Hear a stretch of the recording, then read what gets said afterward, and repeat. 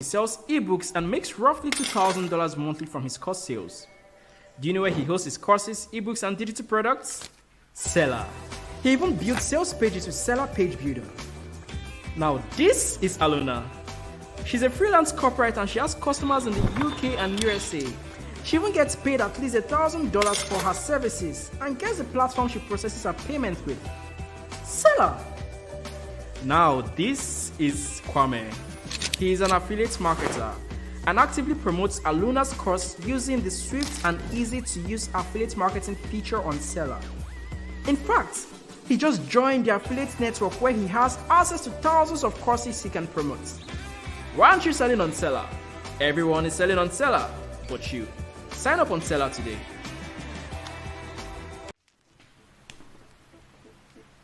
When life gives you lemons, create an online course on how to make lemonade and sell it on Seller.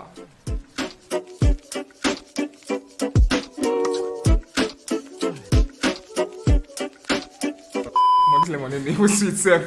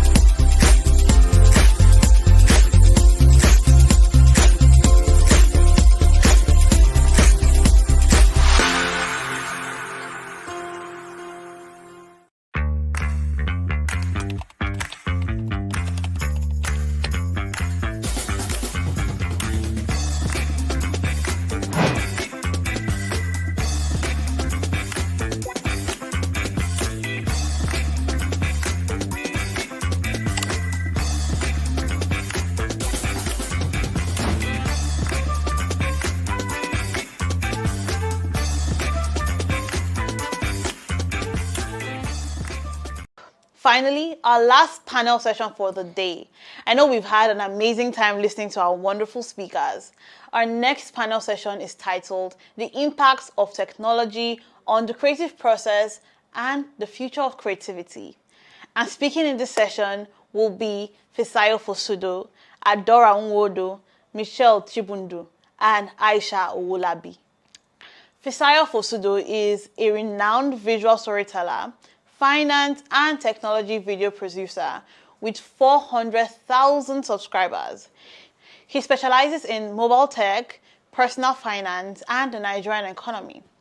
Fisayo is an ambassador for MusicBed and was featured in the 2022 YouTube Black Voices class. He won Africa's Influencer of the Year 2022 by Binance and received accolades such as Tech Creator of the Year 2021 and Tech Influencer of the Year 2021. With a vast social media following, he has reached over 48 million video views in just 5 years. Aisha Owolabi is a content marketing leader, helping brands break complex ideas into simple and easily digestible content pieces to meet business goals. Her career spans Lagos, Guadalajara, London, where she relocated to after being awarded the Global Talent Visa by the UK Home Office, and most recently, Paris. She is the founder of Smarketers Hub, a growing community providing access to valuable resources to help marketers across Africa build successful global careers. Michelle Chibundu, popularly known as Designer Babe, is a product designer, author, and creator. She is the founder of Designer Babe, a creative company empowering the next generation of tech leaders through innovative education and inspiration. Michelle enjoys solving challenging problems and building products that people love. She is skilled at collaborating with product teams to create intuitive, inclusive, and enriching experiences. Outside of her design life, she loves videography, reading, binging thriller shows, and making exquisite cocktails. Adora Nwodo is an award-winning software engineer at Microsoft, specializing in mixed reality on the cloud. She is also the vice president of Nigeria's VR/AR Association, which promotes VR and AR technologies, and offers online courses on infrastructure automation. Adora Hack, her blog and YouTube channel provides valuable tech content. She is a student at Stanford and authored books on cloud engineering and Azure DevOps.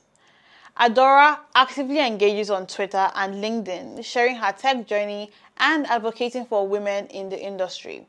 She co-organizes events, contributes to open source, and speaks at global tech conferences. Hosting this panel is Treasure Okure, a content marketer here at Seller. So join me as we welcome the hosts and the speakers. Hi guys, hi everyone.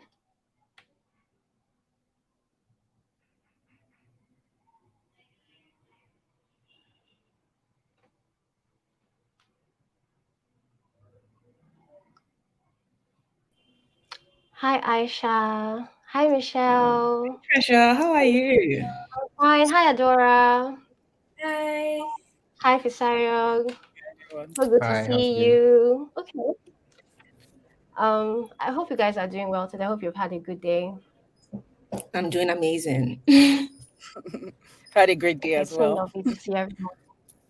Yes, that's nice.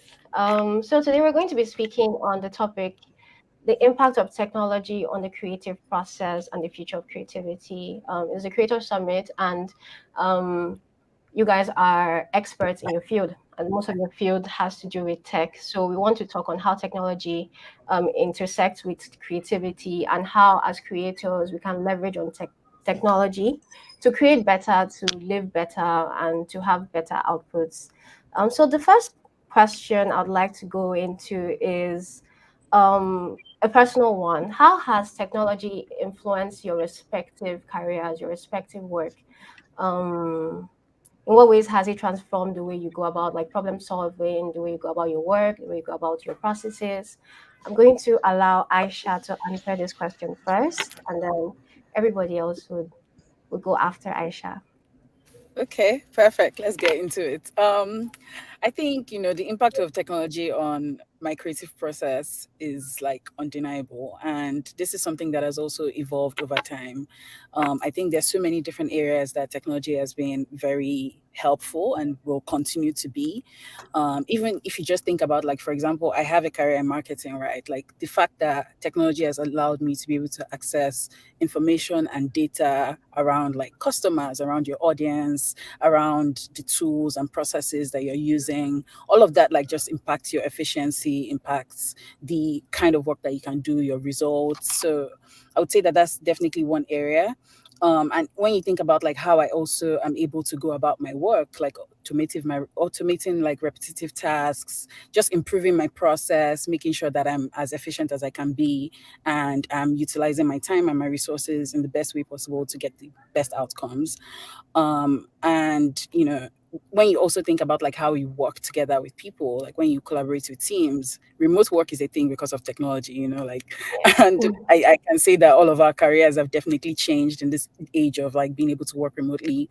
So being able to collaborate with people, things like you and someone else collaborating on a document, for example. I remember a world when that was impossible, and that's now it's like a cake to even think of working and having to download documents and sending it to people to review. But that's what we used to do before. There was a time when that's how we lived. So I would say the as technology has been evolving, what you start to see is your work and your processes and your outcomes are also evolving for the better. So it's definitely made a significant impact. Like I don't think we can quantify how much impact it has really made in the creative process and in just my own like overall start to finish how I approach my work. I would say technology has done so much. I'll just end it there before I keep going. Okay, thank you so much, Aisha. Michelle, what about you? How do you feel about the question? Yeah, I think that's a great question. And like Aisha said, the first thing is, I think, making data driven decisions.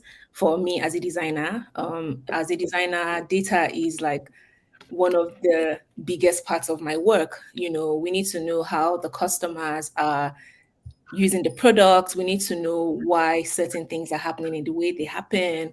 And without technology and the tools that technology provide, like Looker, for example, or Mixpanel, where you go into like a platform and you can literally see maps of how people are going through a website or going through a product, it's really Yeah, fascinating.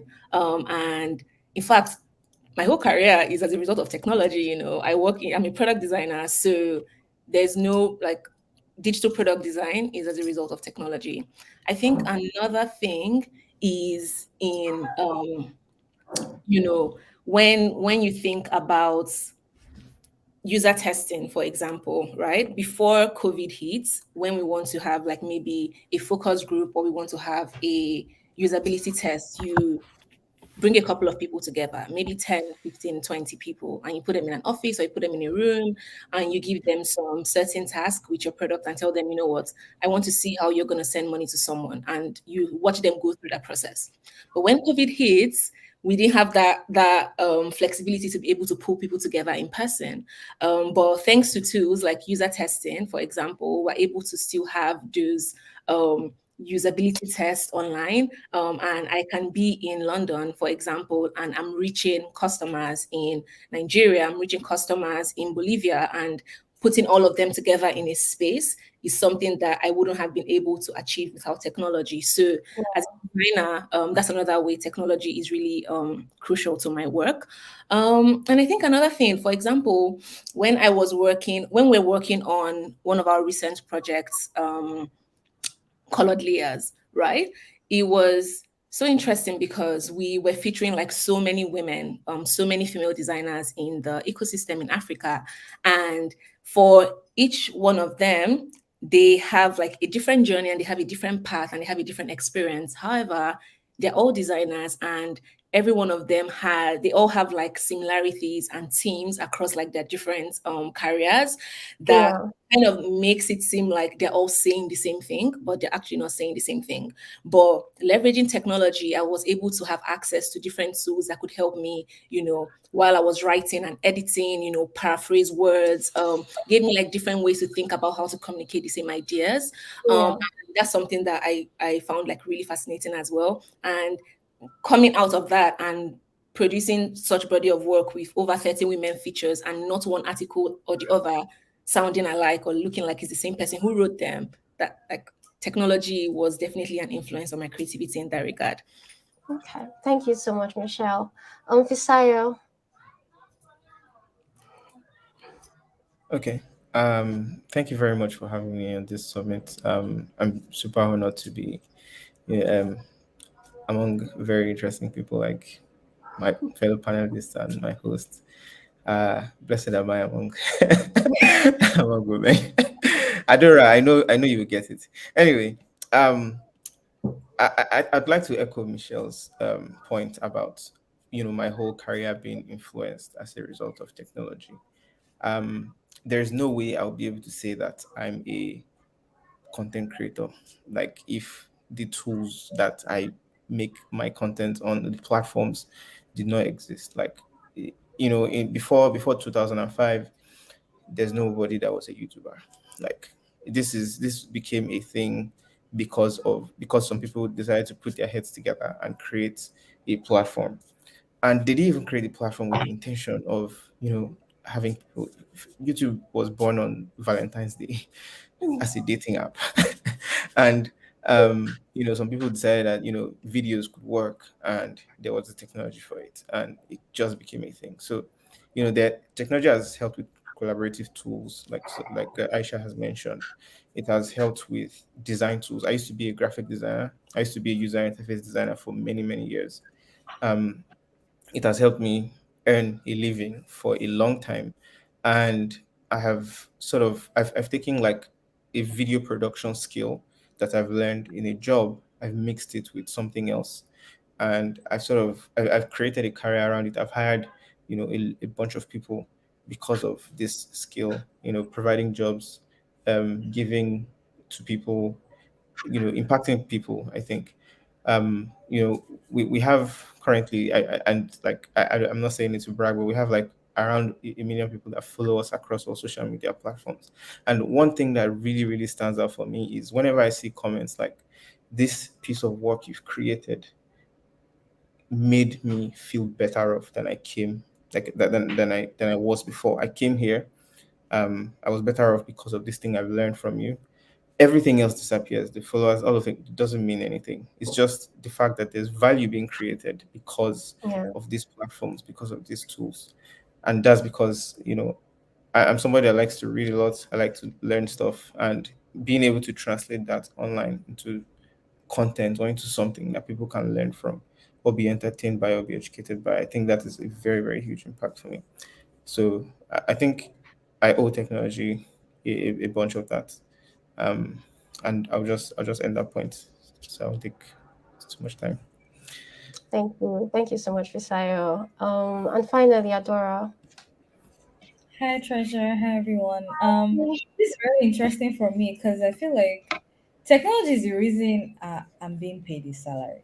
If I'm a software developer, right? If I work as a builder of tech, and if I could not build tech, maybe I don't know. Maybe I'd have actually been a DJ. I don't know, as in like a serious DJ, who knows. Um, but yeah, technology is thankful to technology. I have money in my account, first of all. Let's be happy about that. And it's also interesting because from my perspective, I get to be a builder and a customer. So building apps within my company that I even use, right? So we recently launched a new product on my team, and I worked on that product. And then a different day I was using the app for something else, and I was using the product but in a different context. And it was like a very beautiful thing for me. And obviously being able to use other apps as well, just understanding the engineering that goes behind it is also like a thing, right? Technology helps my career in different ways. The first thing I'll talk about is productivity. um I mean, it has always been helping my productivity, to be honest, in terms of like, calendars, managing your meetings. Like Aisha said, remote work has become a thing, collaboration has become easier because of technology, and things like that. Now that AI is also coming into like the forefront of like a bunch of things that we're doing, debugging code, for example, troubleshooting has become easier for me. you know Things like that. In my many careers, in my different lives, either as a non-profit founder or a software engineer or an author or a DJ or whatever it is that I am, technology plays like a different role in different things. For my community, for example, technology tools are the reasons why I can manage my communities and manage my teams effectively, right? I can engage the people in the community that need to be engaged in the proper way. Technology is also the reason why I was able to write and self-publish a first book. Same thing with Michelle here, right? We're able to write and self-publish our first book without going to knock on the door of publishers and say, please help us. We want to write book, Yeah. please. That can help us, right? So it's very interesting how technology empowers you to do whatever it is that you want to do so far as you can think about it, right? And in my different careers, it's, just helps me be more efficient, be more productive, and to do anything that I want to do that I wouldn't have been able to do before if it did not exist. Yeah. All right. Thank you so much, Adora. You mentioned AI while speaking, and that leads me to the next question because I mean we're speaking on the impact of technology, and it feels like since late 2022 and the whole of this year, artificial intelligence has become a much bigger conversation, especially with content generation software like ChatGPT, Bard, and the likes. It feels like there's an arms race, but for artificial intelligence, and it has brought about like a new set of problems and a new set of questions that we need to discuss. So for people, especially creators like you guys who are also tech enthusiasts, what are your thoughts on artificial intelligence?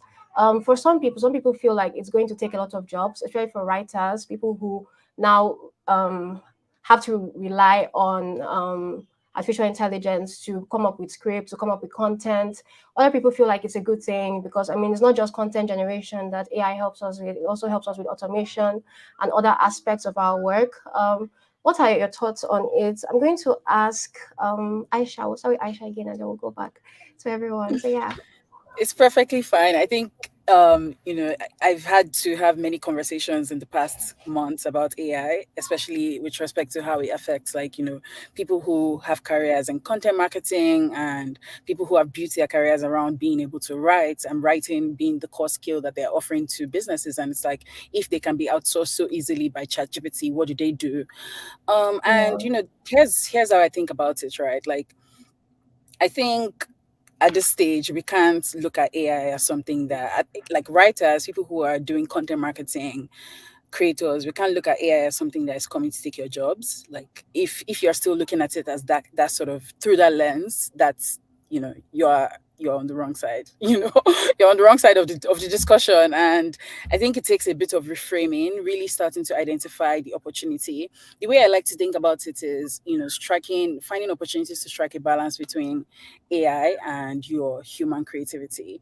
As creators, as content marketers, as writers, you have to look beyond that core skill and think about like what you're really offering to a business, what you can really add. You have so much. There's creativity, there's intuition, there's empathy. All those things that you're able to offer are irreplaceable. Those things cannot be replicated by AI at this point. So instead, I think it's more efficient, it's more important to look at how AI can enhance your productivity, can increase your efficiency in your creative process, and how you can use it to really get better outcomes and partner with it. So and that's what's encouraged. I recently started a job on Monday at an AI enabled company, and it's being here and just seeing how the depth of what AI can make possible and how people are spinning it, how people are using it. And this comes from deep knowledge, from actually trying it, from testing things, from being open and adaptable and not running away from the technology, not shying away from it, and actually just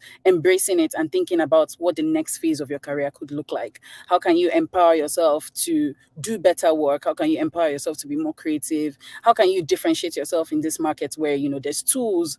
You're, as a marketer right now, as a content marketer, as a writer, your core skills that you're offering can't be like, I know how to write. It has to, Yeah. you need to be thinking about how do you actually create value for your customer, for your target audience? How are you infusing empathy? How are you infusing creativity? How are you differentiating from the market?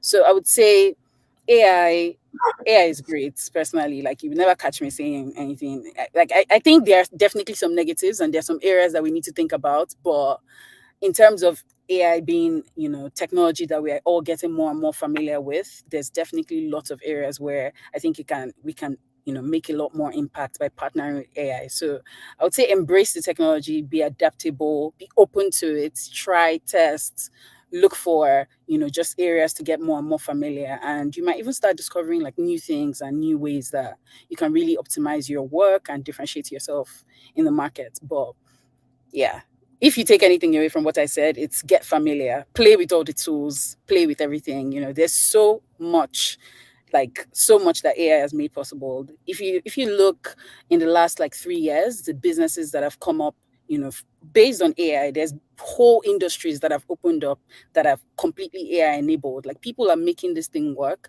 and they're leveraging it to really change the way that we're interacting with everything, with content, with healthcare, with think of any industry. There's an AI, application, and there's a way that you can bring it into your business, into your industry, and really like empower yourself and really supercharge your workflow. So I would say just be open, be curious, be adaptable, and I think there's so much that you can do with AI when you think of it as a partner more than like a competitor. It should be something that you're holding, working together with to enhance your work, your outcomes.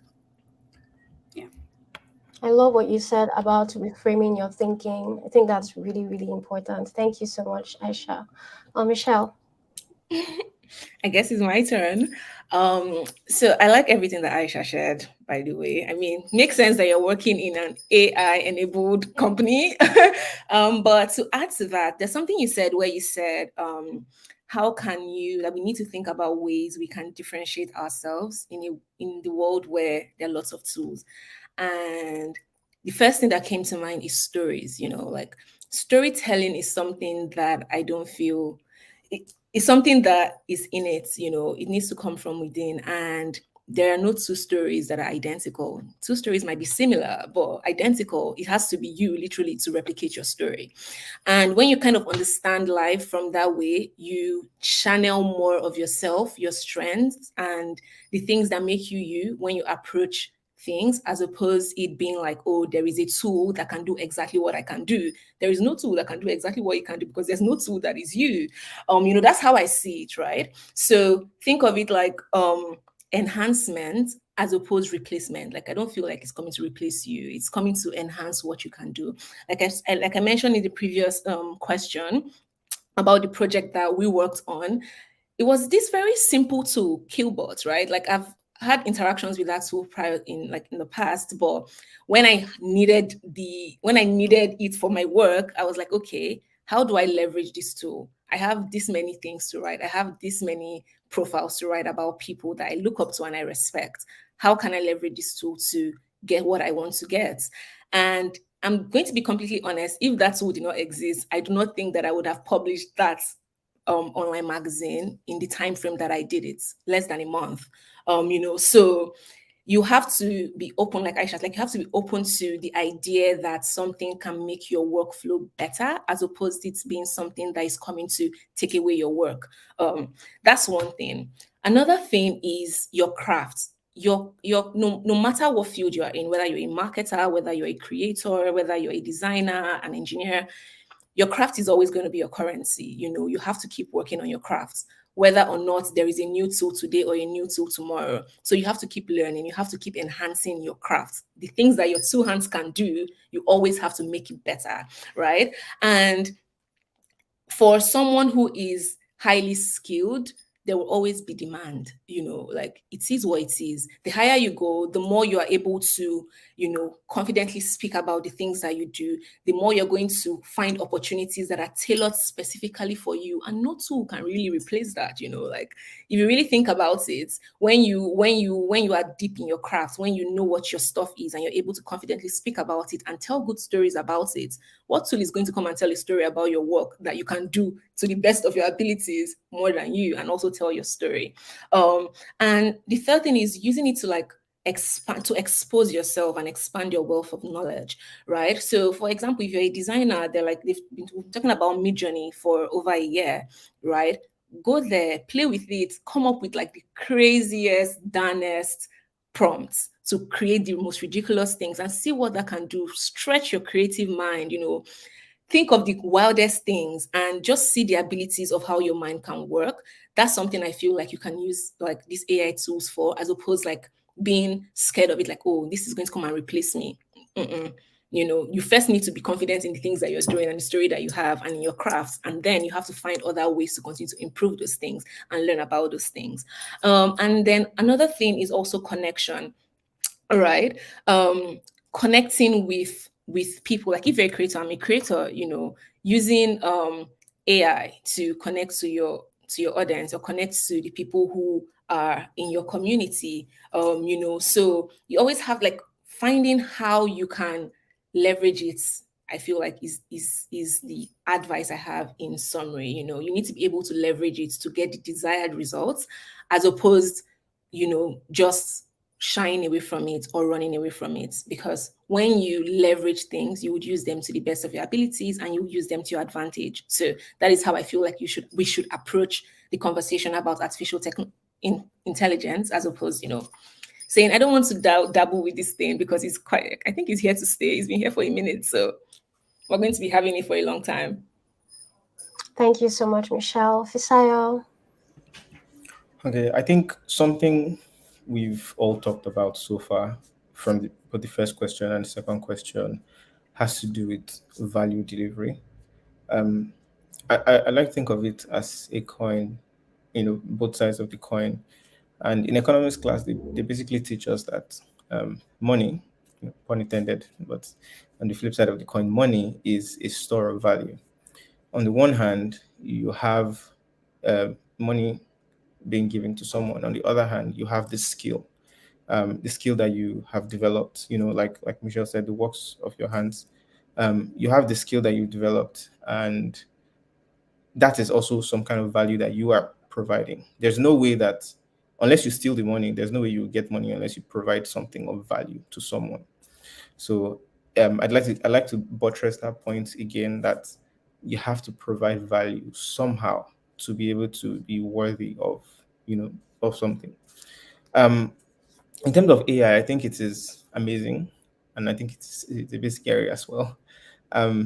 Again, the best way you can go about this phase of life is actually by, again, delivering value. I think AI is meant to complement your work and not necessarily be a replacement of, or like the end all be all. It shouldn't be a replacement. It should complement the thing that you're doing. And for me, in terms of my own work, in terms of how AI has impacted me, I try to leverage these tools. I try to use, especially tools like ChatGPT, to maybe order some of my steps or just like plan stuff out.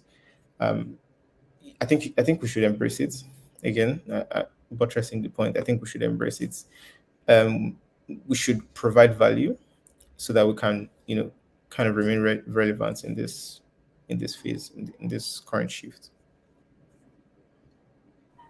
Thank you so much, Fisayo. Adora. Hi again.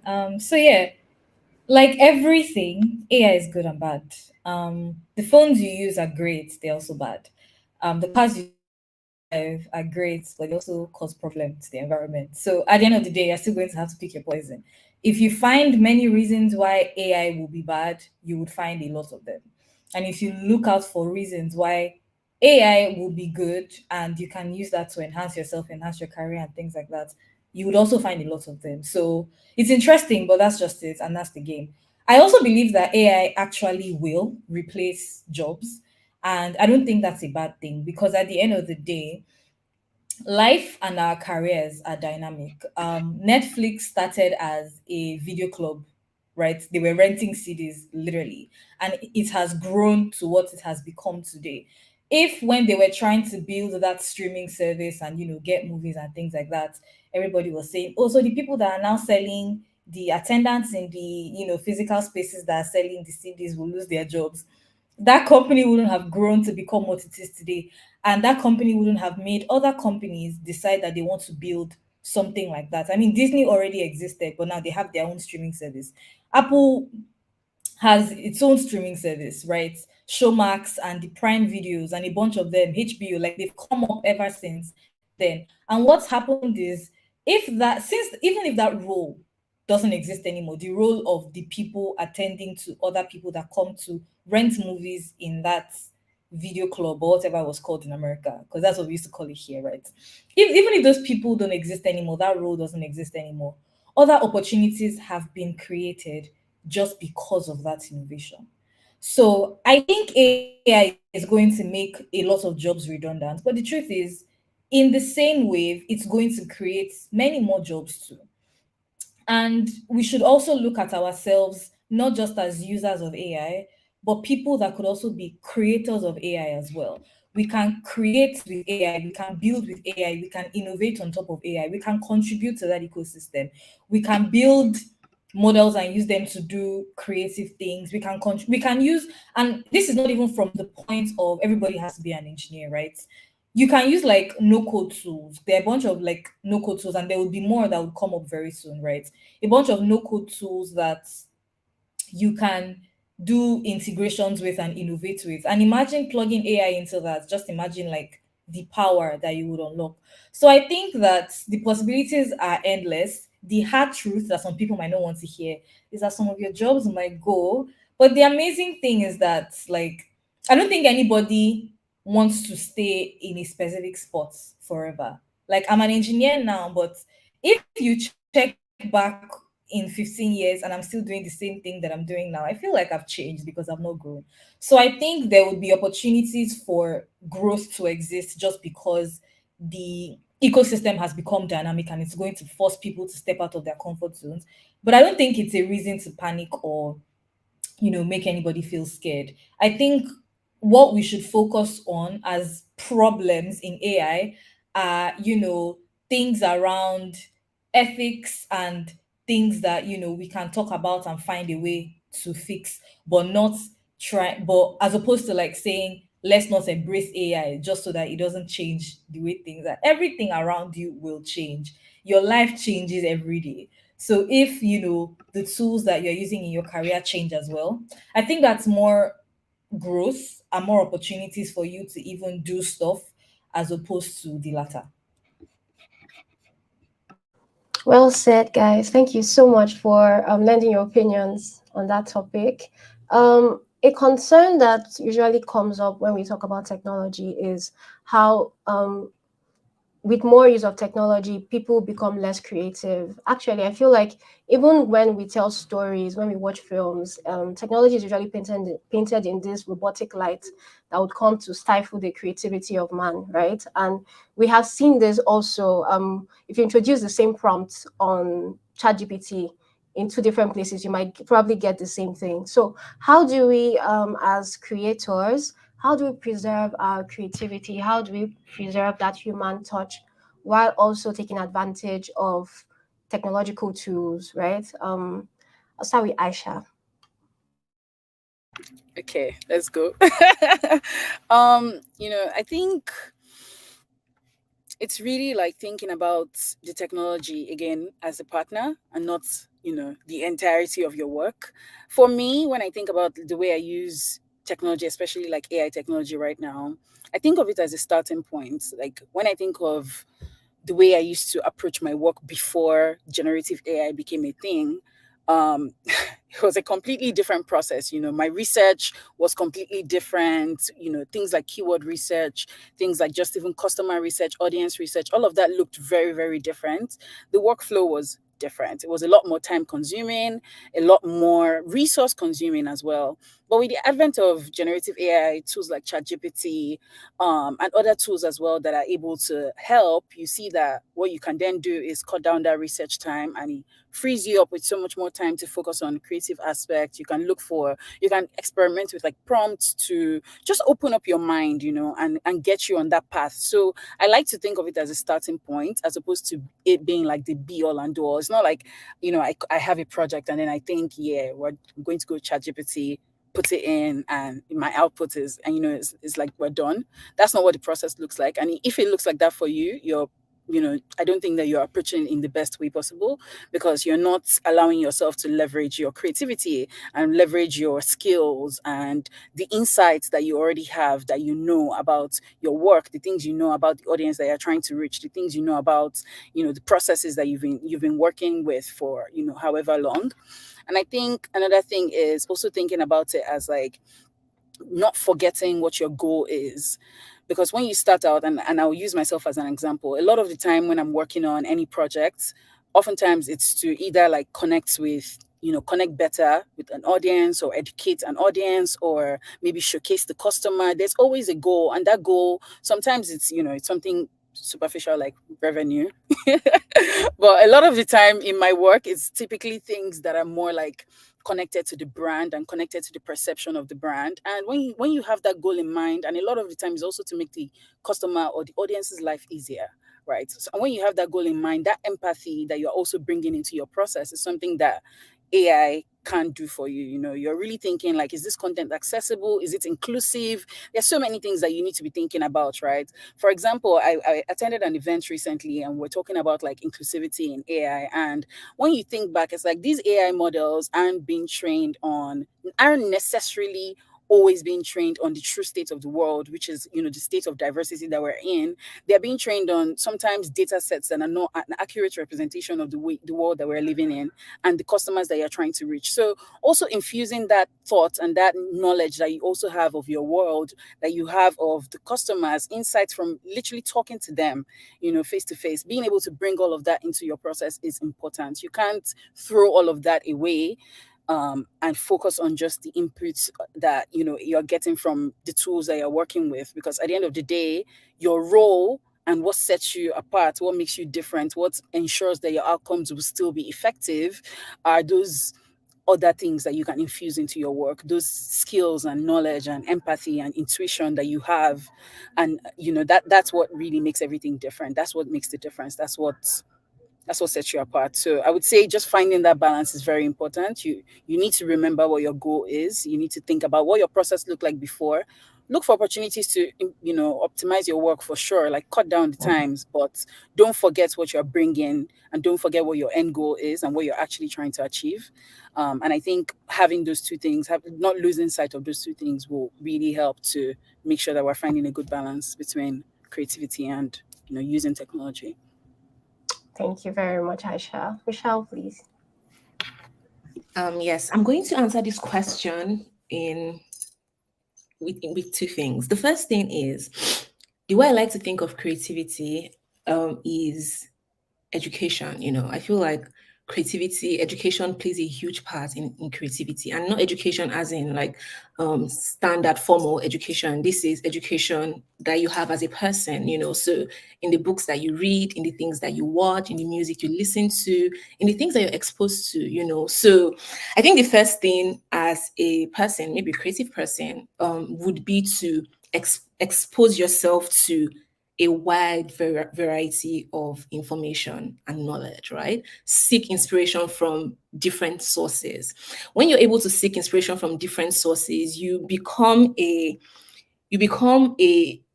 like a walking myriad of creativity, because you have influence from Obonjaya's music, you have influence from Beyonce's music, you have influence from a time travel show. Like, that becomes who you are. And when you are now that person, or when you are working on being that person, it translates into the questions that you ask, right? The way someone else is going to ask a question, another person is asking, it's not the way you're going to ask that question, because maybe you are able to you're able to think about this thing think about the subject at hand from you're able to make reference to something else that you have read or something else that you've listened to, and that just changes the perspective of how you're going to ask that question, right? So let's even assume you are at a point where you and a friend, or you and three other friends, have gone into ChatGPT, for example, and all three of you put the same prompts, and all three of you got the same answers, and all three of you have the same ideas.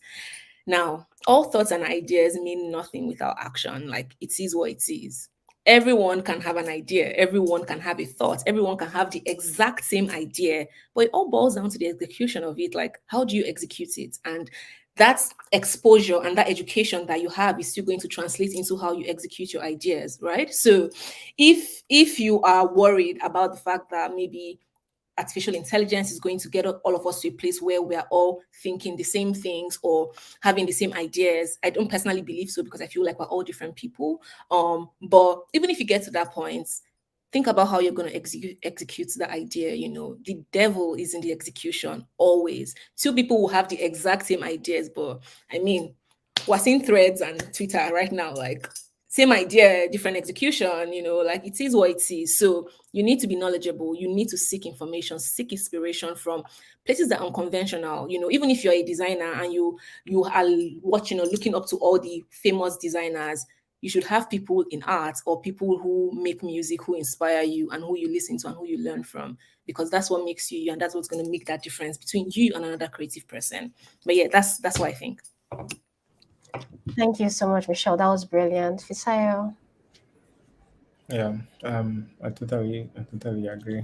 Um, I think yes, it makes sense to be concerned about the dumbing down of ideas, the sameness, the sort of bland nature of some type of technology. But just the way I said in the previous point, we should look at it as complementary and not a replacement. For me, I always I use these tools to save time. I use it for organization. I use it to make my processes quicker. I've like right now we're actually doing something where on set for something that we've been shooting throughout the entire week. We've been shooting this for months now, or so, like over a month now. Um, and I know how I've used these tools to help me just do stuff that I would just not want to do, or it would take me time to do, and it wouldn't just it might not necessarily have that creative aspect of it. It's just like that boring organizational, like analytical stuff, and I just do it with these tools, and it really saves me. What we cannot deny though is the originality of someone that is very skilled, someone that has years of experience. Just like Michelle said, that years of experience, those years of experience will help you to execute something in a very brilliant way. And I think that is what matters. We cannot ignore the human elements. We cannot ignore the skill that someone brings to the table. I think again, complementary. Let it be complementary. Bring your own self into your own piece of work. And I'm probably just speaking from my from my own perspective, from my own years of experience, or my own, you know, niche or whatever it is. But um, having your own perspective, having your own authenticity would help you to make something, a piece of work, novel that would make an impact in people's lives. And you can actually use these tools to help you make that thing come out faster. Thank you so much, Fisayo. Adora. Hi, okay. So I think that, like everyone has said, think about it like a collaborator and not a replacement, right? Embrace it as a tool and not a replacement. And like start from there. Let it help support that process rather than let that be the thing and then copy paste and then just run with it. So that you can also bring your human self to it. And I want to like sort of give an example, even from the context of businesses and companies, for example. Let's imagine I was trying to start a business, and let's say Aisha was also trying to start a business, and we both go to AI tools and we ask AI tools to generate a business model for the both of us. And just imagine if we were supposed to go and meet the same investor by chance.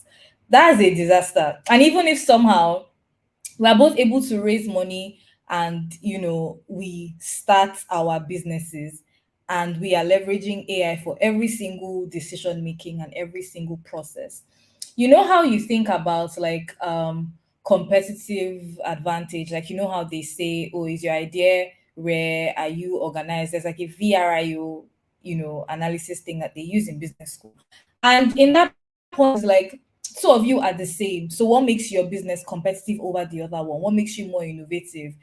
What would make a customer want to like buy into your vision or your idea, or even like purchase your product or your service or whatever it is that you are selling in the first place, when it's clear that there's nothing special that you bring to the table? Because imagine everybody was doing the same thing, right? So it's important to bring yourself to whatever it is that you're doing. At the end of the day, nobody can be you, right? So there is this personal thing that you bring to the fact that you allow that part of yourself show, like whatever it is that you're inspired by, let that, whatever experiences you've had in the past, let that also shine through the ways that you do things. Let's especially as a creative person, if you're trying to tell story, let it be through your perspective. Imagine if, or rather through your lens, like Imagine if I was going to write a book and then I went to an AI tool and then I said, okay, generate chapter one for me. The title should be XYZ. And it writes it in the, and even if I say, okay, use this particular tone or whatever, it writes it in, it's always going to be the same way. It's always going to be the same tone. If I don't bring my own personal experiences to it, if I don't, try to add some kind of storytelling to let the reader understand why I'm writing what I'm writing and why I even chose to write it in the first place, they wouldn't be able to relate to the thing that I am talking about because there's no human touch there, unfortunately.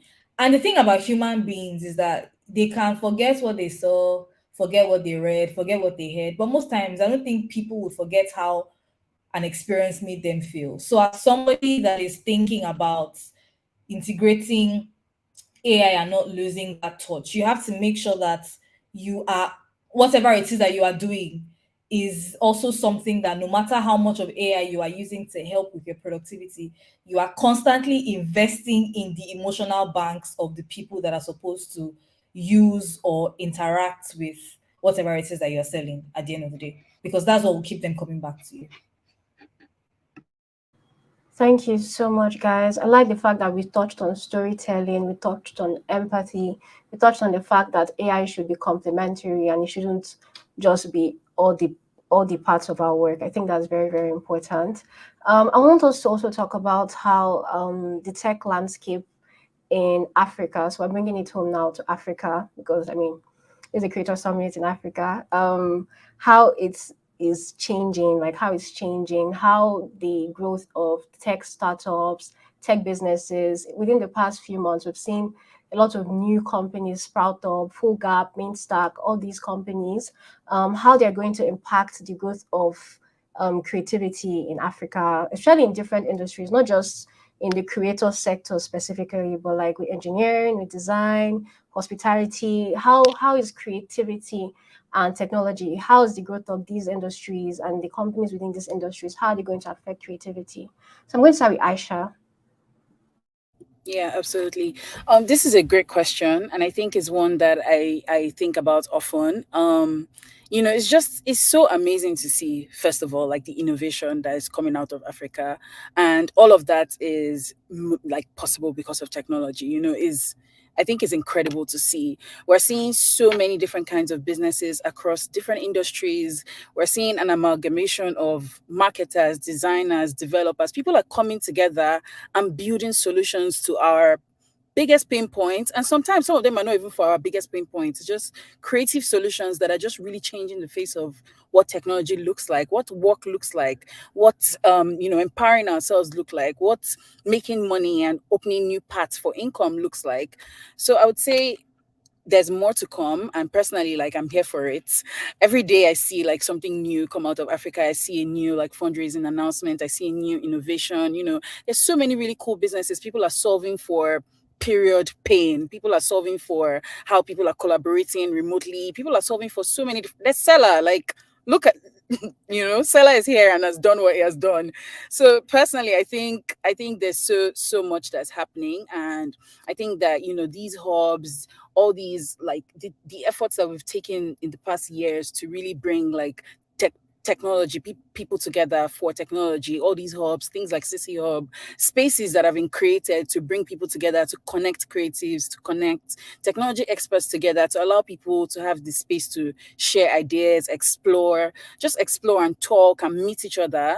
I think that has been so beneficial for us, and this is the impact that we're seeing, and we're going to continue to see it because this is something that is we're building upon.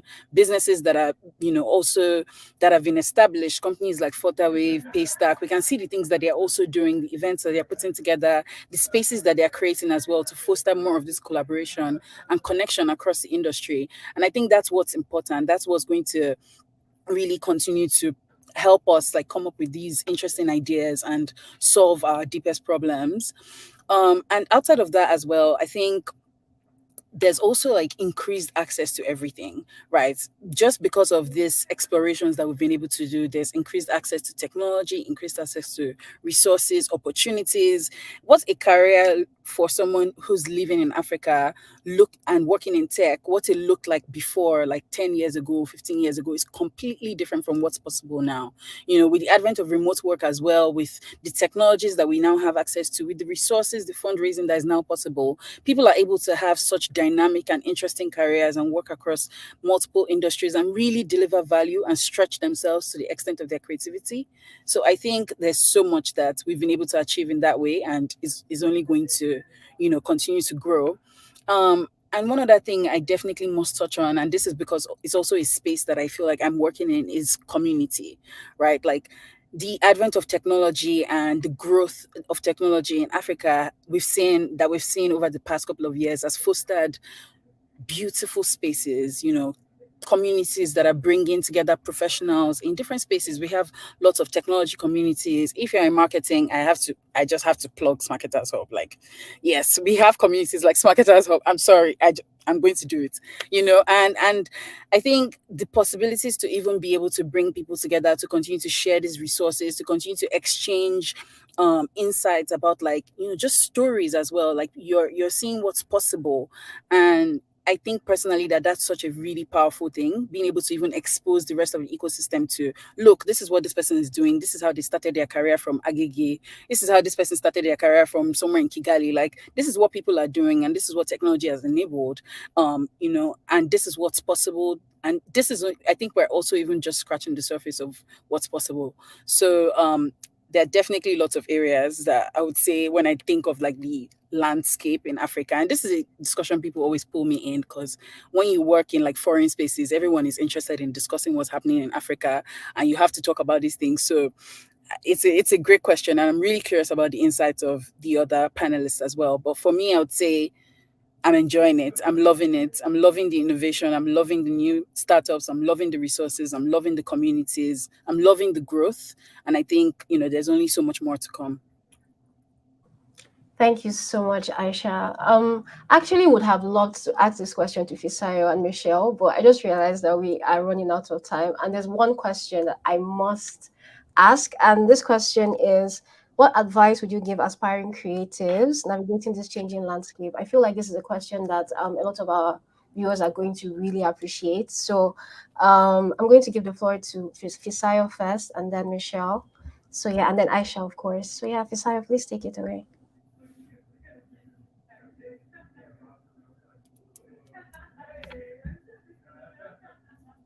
Fisa, you're on mute, I think. Not me ranting and speaking and I was on mute. Wow. Okay, what did I say? Okay, I said in terms of the advice I would give to aspiring people trying to come into the landscape. I think I've said it before, I'll say it again. Like, focus on value first. And I mean, money is good, but like, if you have that first, like if that's the first thing that you are thinking of, I don't know that that's the best way to approach it. I'm not saying that you shouldn't like aim to earn as much as possible, but you want to focus on like the problem.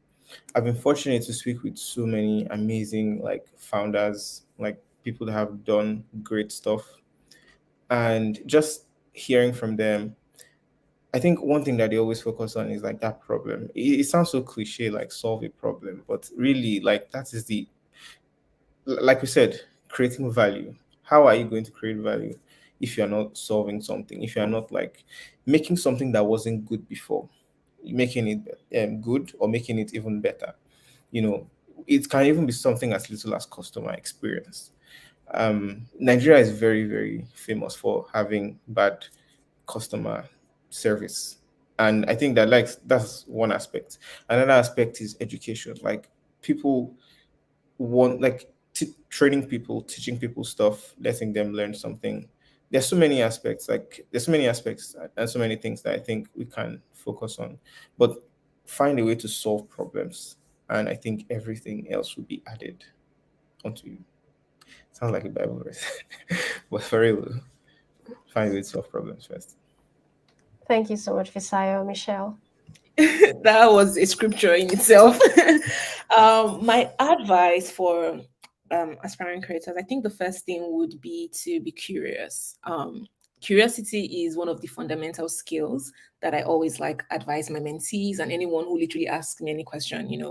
Be curious, ask questions, always ask why, always ask what, always ask how. Like take things to the fundamental level. And as a creator, how that translates for you is when you like maybe you see how other people are doing things, just like, oh, I like the way that's done. It's like, how did they do that? Like, what can I learn from that? Like, how can I use my own abilities to achieve that, while making it original to myself, so be curious. And no matter how big you grow or how high up in the creative levels that you get to, you always need to keep being curious. The second thing is be deliberate about the things that you consume. And I say this because we are in this, like, social media is what social media is. There's a lot of information going around, there's a lot of things going around.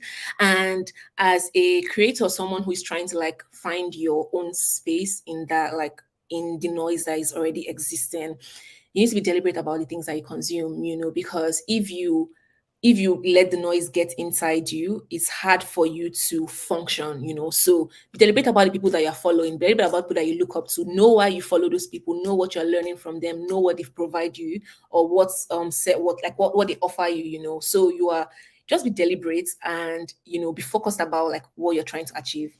The third thing I would say is to collaborate. Something I'm hearing a lot of recently is, about how people are trying to do similar things and have like similar ideas. And it's like, oh, I need to establish that I'm competing with this other person.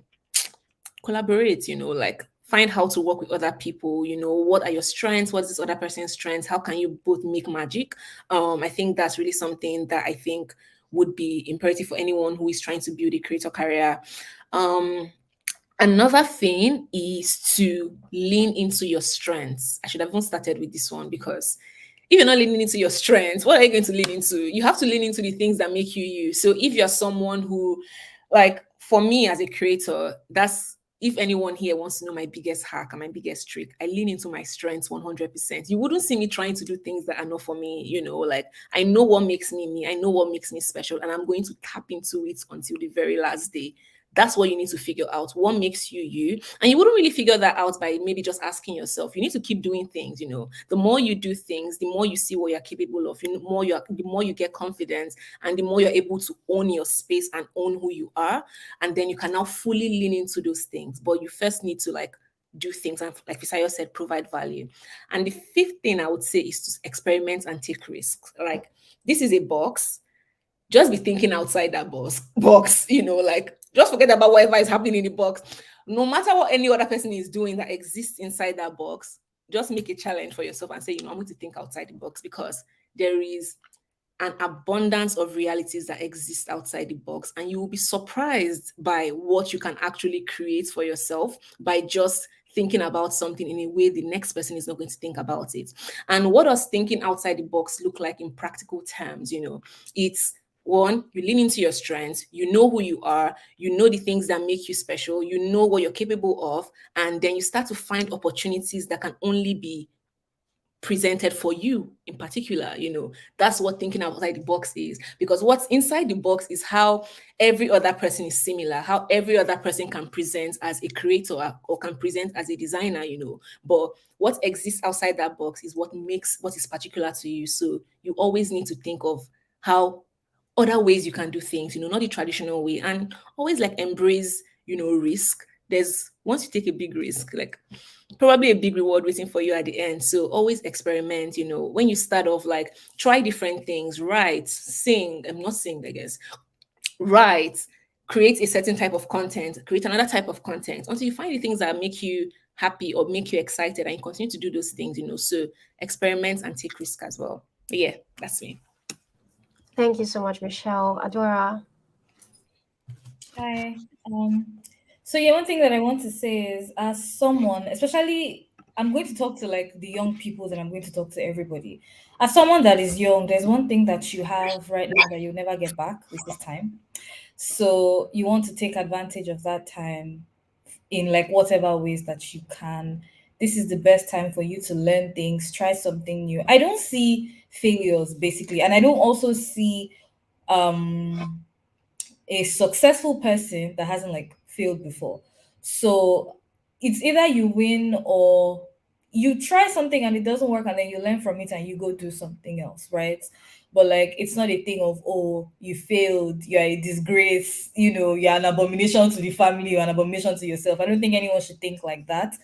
So yeah, definitely have a growth mindset, embrace continuous learning, and open up your mind, because there's some times where you would win and there's some times where you would get the opportunity to learn. So take those opportunities when you get them, when they come your way. Another thing that I would say is that you should build a strong community around the work that you create, because this community consists of the people that normally would appreciate and support the work that you do. These are the people that you will engage with, and these are like, if you're selling stuff, right, these are probably like the places where your customer base will come from, people that will advocate for you and they will drive your success. So make sure that you are constantly listening to them, engaging them as well, and different things.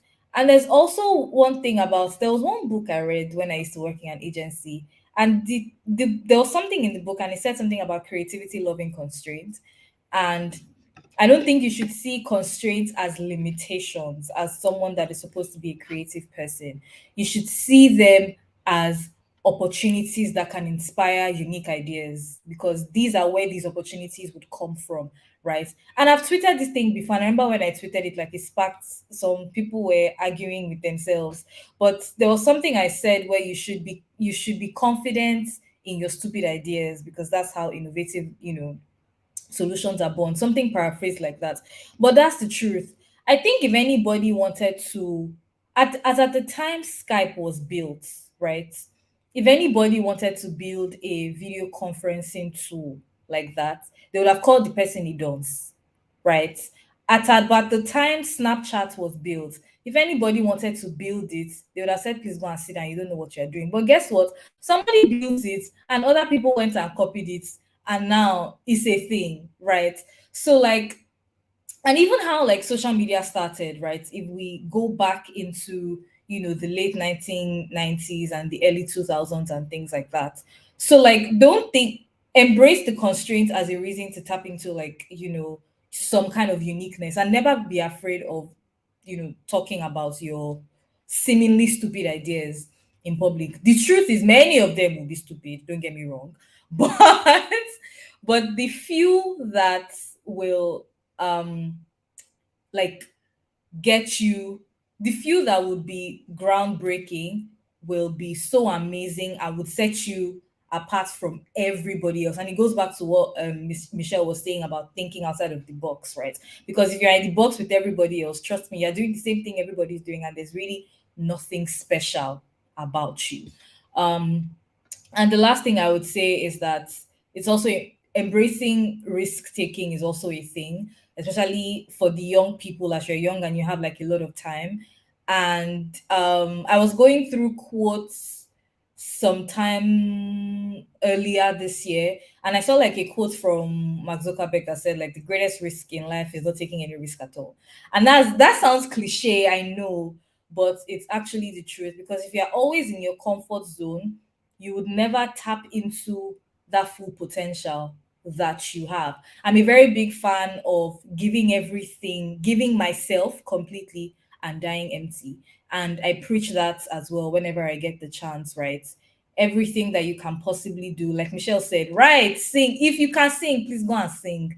Write, sing, dance, make videos. People have built businesses just because they sat down in front of their phone, they started making videos, and they saw the possibilities. So if there's anything you feel inside of you that is worth tapping into, don't be afraid. There's so many times people told me you wouldn't do it that I did not do it and actually listen to them. And the days I started telling those people to shut up when they told me I couldn't do it, there's a lot that I've done within that short time. If I did not listen to people I would have written my first book earlier than 2021 when I wrote it. But someone said, "Oh no, don't write it. Nobody's going to read it. My cousin wrote a book and it is." And I said, "Okay, it's fine. I'm not going to write." And if I continue telling myself that and telling myself I can't do something every time I had what seemed like a stupid idea and I went and told somebody about it, we will not be having this panel session by now. So, yeah, just follow your heart, take calculated risk. As much as we're talking about taking risk, you should also make sure that there is some sort of logical thinking to that. Tap into your community, embrace a growth mindset, and leverage constraints because that's where unique ideas will come from. If there's anything else I said, I don't remember it, but I hope that this is enough for you.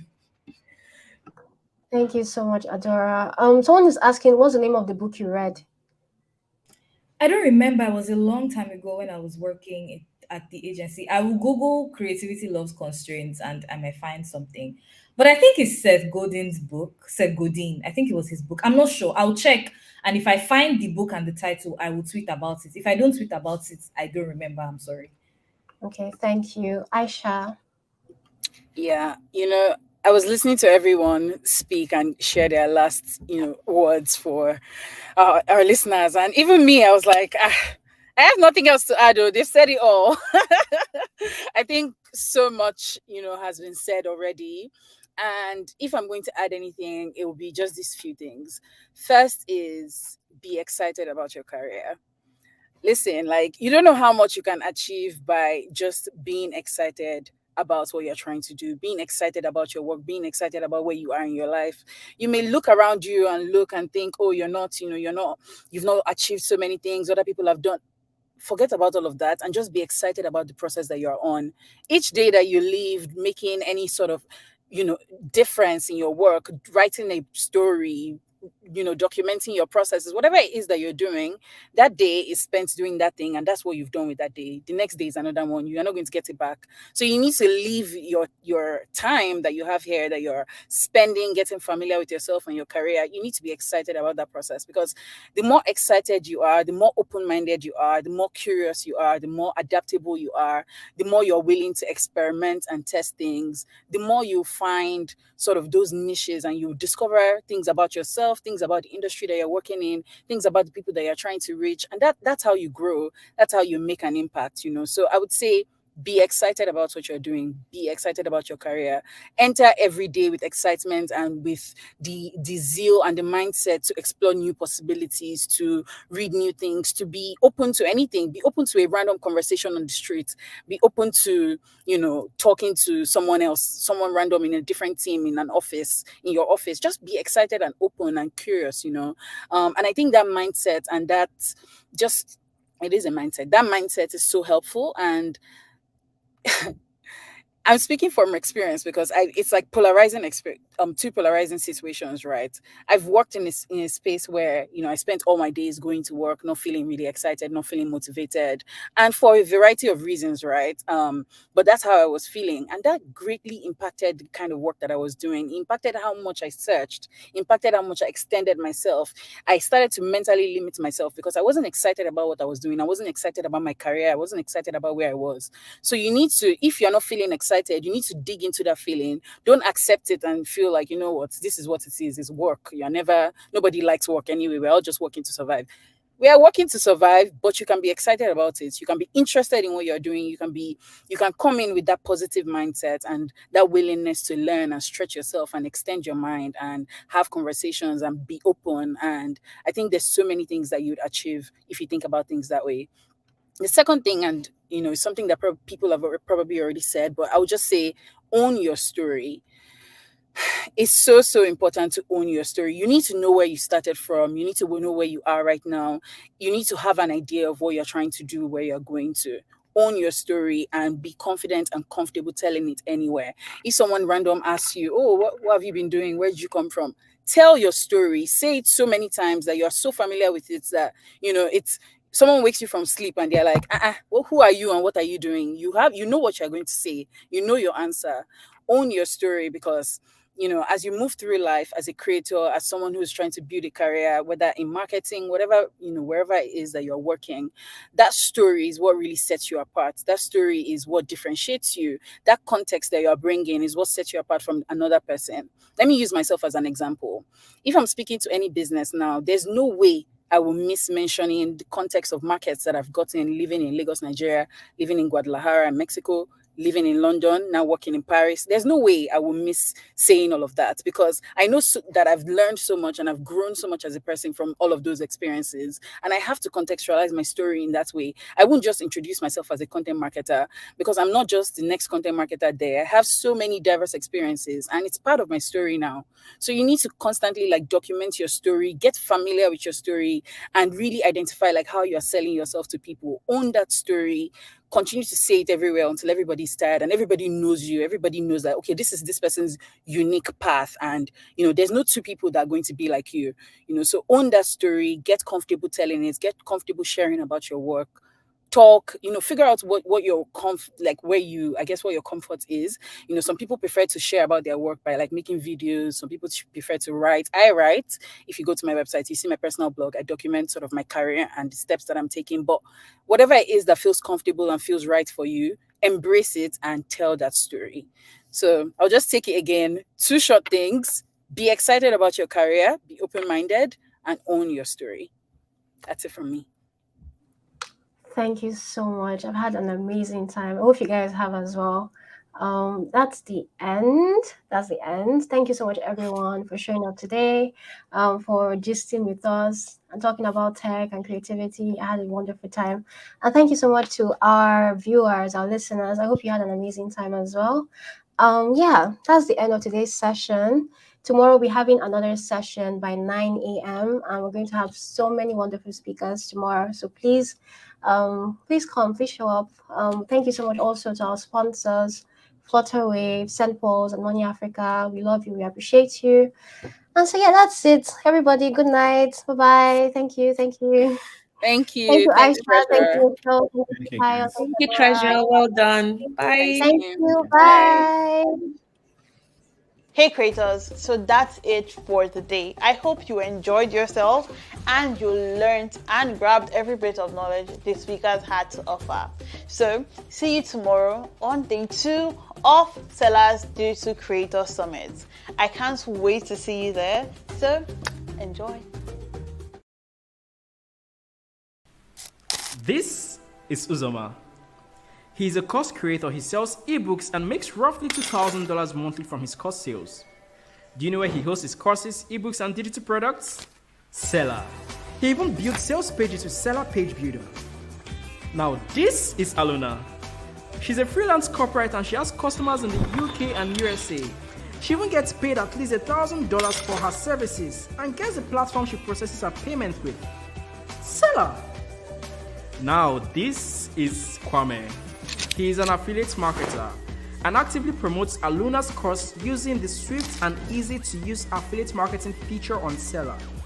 In fact, he just joined the affiliate network where he has access to thousands of courses he can promote. Why aren't you selling on Seller? Everyone is selling on Seller, but you. Sign up on Seller today.